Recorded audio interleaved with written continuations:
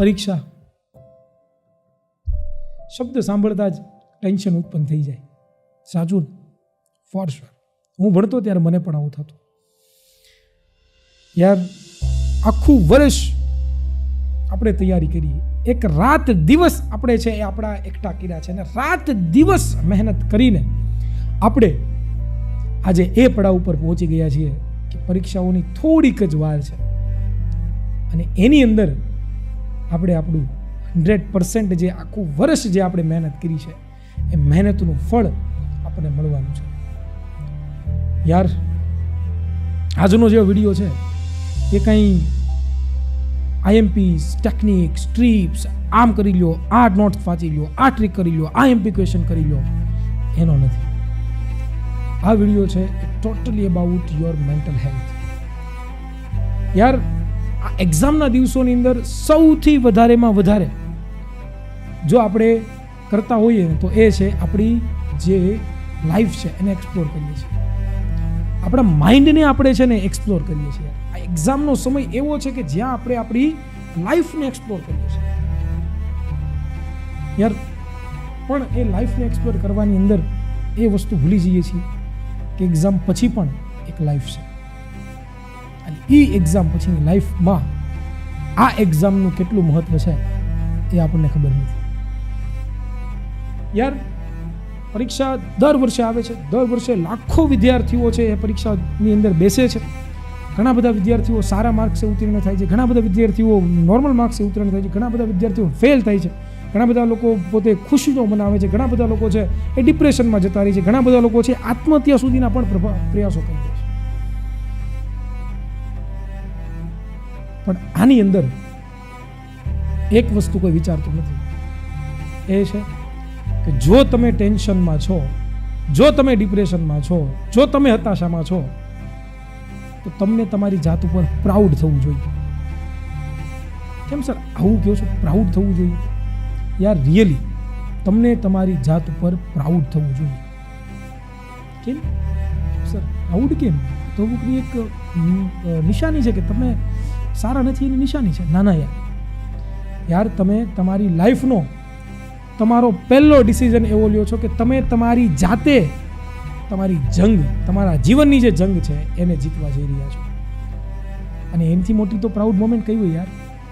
Obvious છે કે તમે ટેન્શનમાં છો, તમને ડિપ્રેશનમાં છો, તમને હતાશા છે કે હું આ એક્ઝામમાં પાસ ન થયો, હું આ એક્ઝામની અંદર ઉત્તીર્ણ ન થયો, હું આ એક્ઝામની અંદર મારું ધારેલું સપનું મેં સાકાર ન કર્યું,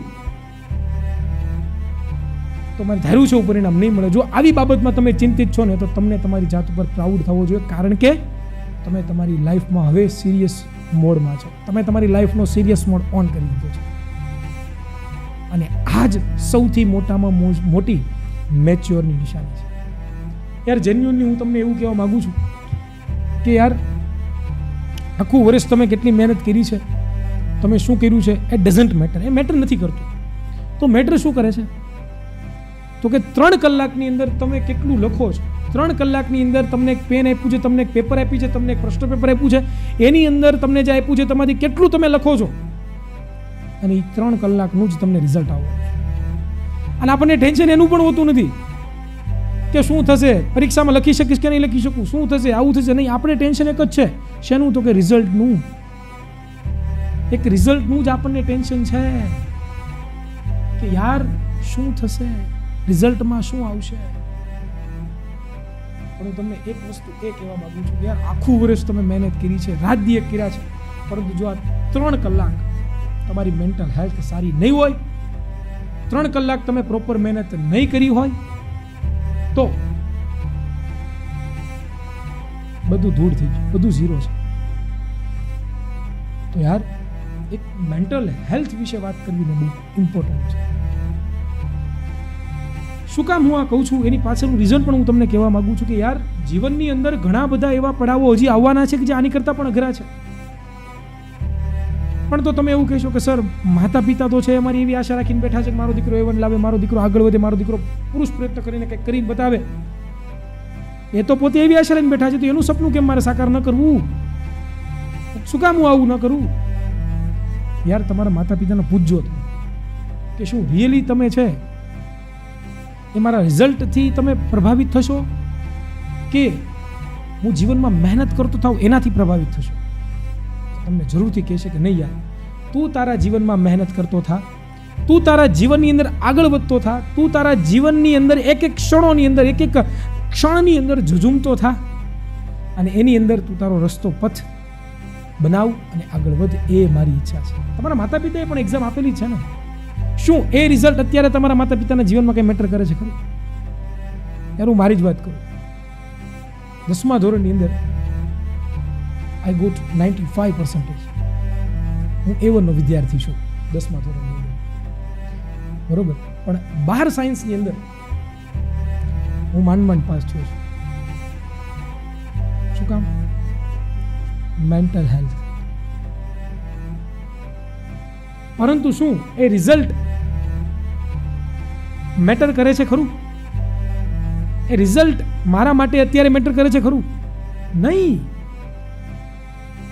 તો આ વસ્તુ વિચારો, આની ઉપર કામ કરો. હું તમને આજે પણ હજી કહું છું કે યાર, એક પેપર છે એ તમારું ફ્યુચર ડિસાઈડ નહીં કરે.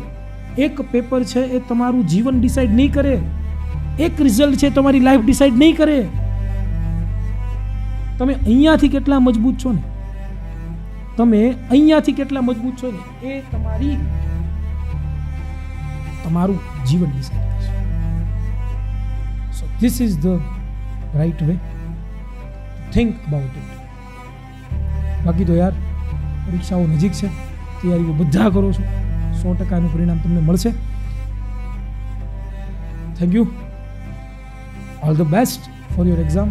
અને જેન્યુઅલી જો તમે ટેન્શન ડિપ્રેશનમાં છો, જેન્યુઅલી તમે જો મહેનત કરી છે, તો ટેન્શન ડિપ્રેશન તો રહેશે. તૈયારી કરજો. મને પ્રાઉડ છે કે યાર તમે તમારા જીવનનો પહેલો પડાવ છે એ લડવા જઈ રહ્યા છો, અને એ પોતાના હાથે કુદરતે તમને પહેલી એવી તક આપી છે કે જેમાં તમે તમારી જાતને સાબિત કરવા જઈ રહ્યા છો, અને ફોડીને આવશો એ 100%ની ગેરંટી છે, અને આગળ વધશો એ પણ 100%ની ગેરંટી છે. તો તૈયારી કરો. All the best from my side.